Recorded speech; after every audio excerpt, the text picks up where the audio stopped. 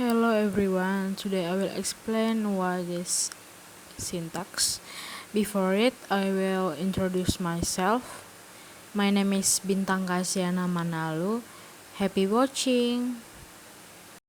Number 1. What is syntax?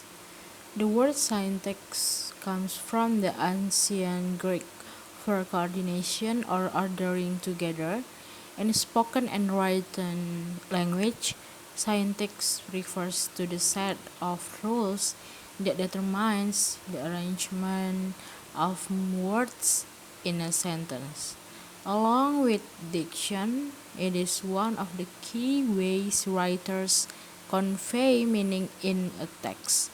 Syntax refers to word order and depends on lexical categories or part of speech. You probably learned that there are 8 main parts of speech in grammar school. Linguistics takes a different approach to these categories and separates words into morphological and scientific groups. Linguistics analyze words according to their affixes and the words that follow or precede them.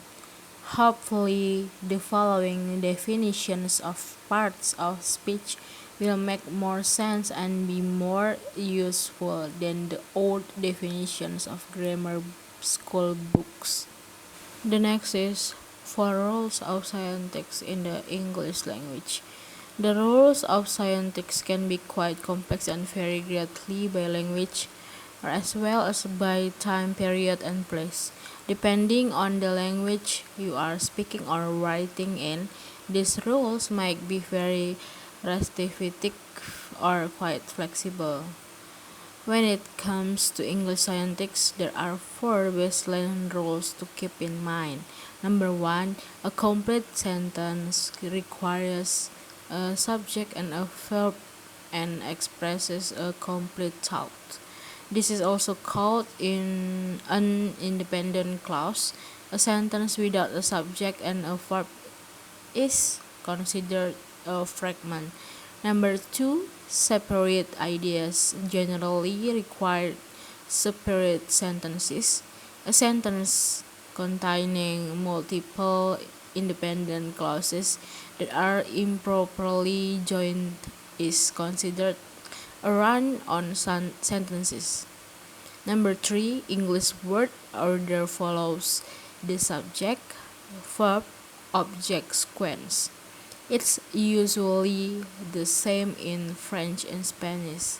Number 4, a dependent clause contains a subject and a verb, but it doesn't express a complete thought.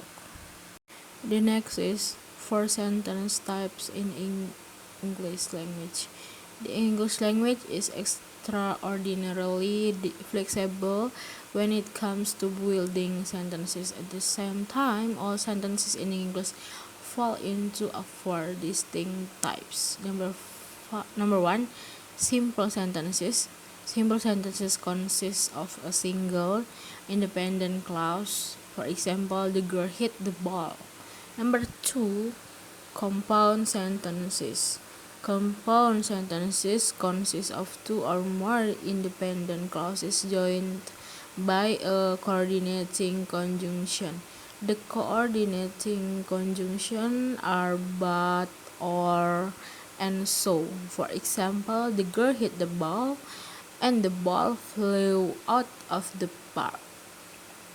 Number 3, complex sentences.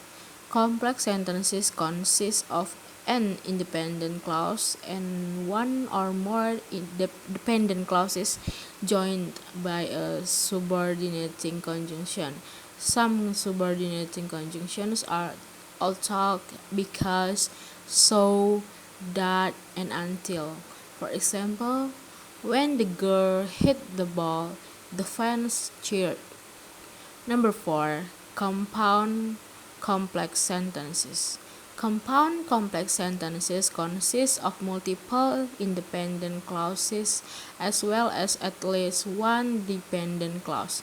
For example, When the girl hit the ball, the fans cheered, and the ball flew off the park. The next is 3 ways to use syntax in literature. Besides being critical to conveying literal sense, syntax is also one of the key tools writers use to express meaning in a variety of different ways.